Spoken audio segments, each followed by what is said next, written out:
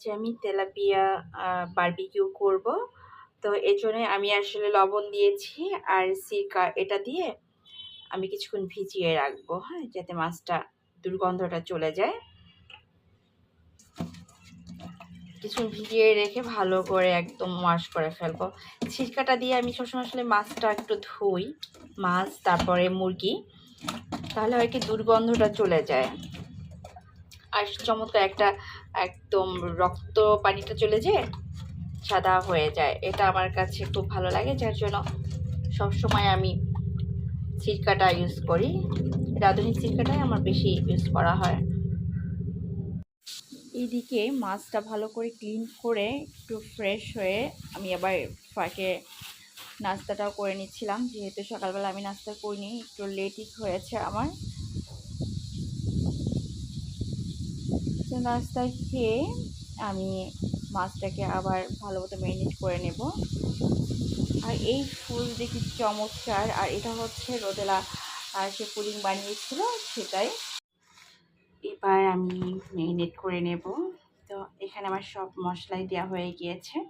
আমি অনেক সময় করি কি মশলাটা আলাদা একদম মাখিয়ে নেই, দেন তারপরে মাছটা ম্যারিনেট করি। তো আজ আমি একত্রে মাছের উপরেই মশলা দিয়ে দিয়েছি, অসুবিধা নেই, একই তো উপকরণ।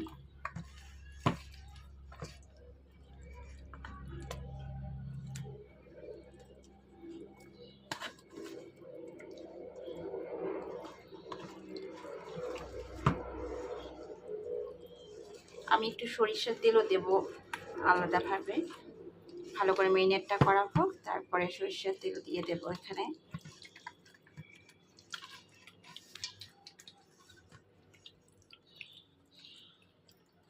রোদেলা মনীষা এখন সরিষার তেল ঢেলে দিচ্ছে। হ্যাঁ, এটাই হবে, যেহেতু আমি আরও তেল অন্য তেলও দেব। মাছটা আসলে বেশ বড়, এটা আমার মেয়ে আসলে ভীষণ পছন্দ করে। আর বারবিকিউ সাধারণত তেলাপিয়া মাছের বারবিকিউটাই বেশি টেস্ট হয়। আমি সরপুঁটি মাছ দিয়েও করি, ইলিশ মাছ দিয়েও করি, হ্যাঁ। আর কিন্তু সব থেকে আসলে মজা লাগে তেলাপিয়া মাছ দিয়ে করলেই বেশি ভালো লাগে। আসলে এক একটা মাছের স্বাদ আসলে এক এক রকম, কোনোটাই খারাপ না। ইলিশ মাছের সাইজটা যখন একটু ছোট যখন কিনি, তখন আমি সেটা দিয়েও বারবিকিউ করে ফেলি মাঝে মাঝে। এই যে আমার ম্যারিনেট হয়ে গিয়েছে, তো এরকম থাকবে কিছুক্ষণ, দেন তারপরে আমি ভাজা শুরু করে দিব।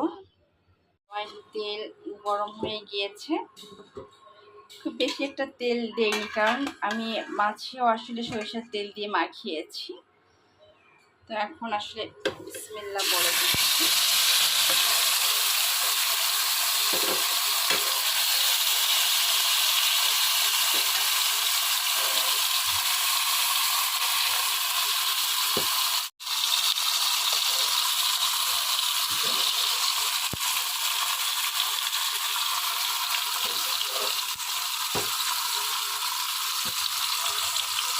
যে তেল এবং গ্রেভিটা আছে, এটা আমি সবার শেষে আসলে দিয়ে দেব।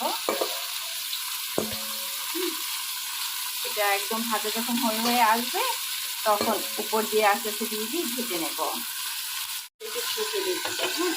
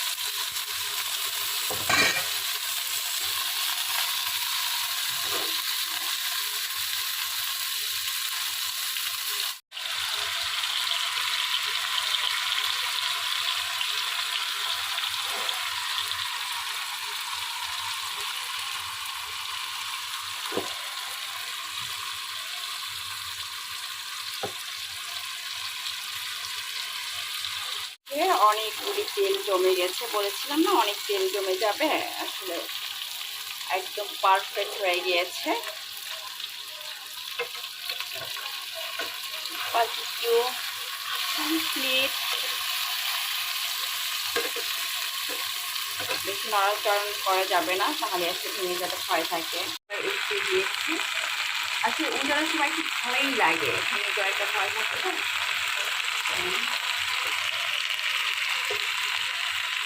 এবার মোটামুটি কমপ্লিট হয়ে গিয়েছে বারবিকিউটা। আজ আমি জালি দিয়ে বিফ রান্না করব। তো এই জন্য বিফটাকে আমি সব উপকরণ দিয়ে একদম মাখিয়ে নিচ্ছি ভালোভাবে।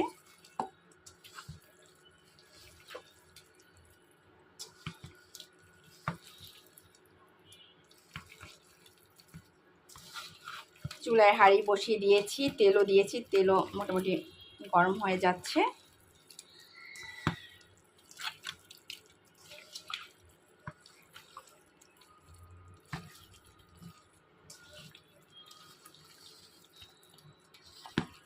হাঁড়িতে তেল গরম হয়ে যাচ্ছে, আর এদিকে আমার মেরিনেট করাও কমপ্লিট হয়ে গিয়েছে। দেন এখন বিসমিল্লাহ বলে আমি হাঁড়িতে বসিয়ে দিব। আসলে বিফের সাথে আলু যেরকম ভালো লাগে, তারপরে জালি, বিসমিল্লাহ, জালি দিয়ে রান্না করলেও ভালো লাগে। আসলে অনেক সবজি দিয়ে আসলে রান্না করা যায়। এক একটা আসলে এক এক ধরনের স্বাদ হবে, এটাই মানে স্বাদ হবেই, ডিফারেন্ট স্বাদ হবে, কিন্তু স্বাদ হবে। আল্লাহ,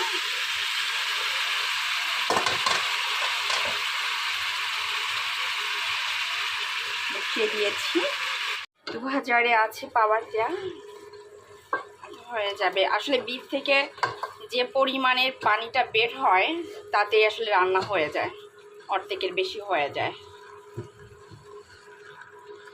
নাড়াতেও পারছি না, এখানে কিন্তু বেশ অনেকটাই বিফ আছে। একটু ঢেকেও দিচ্ছি।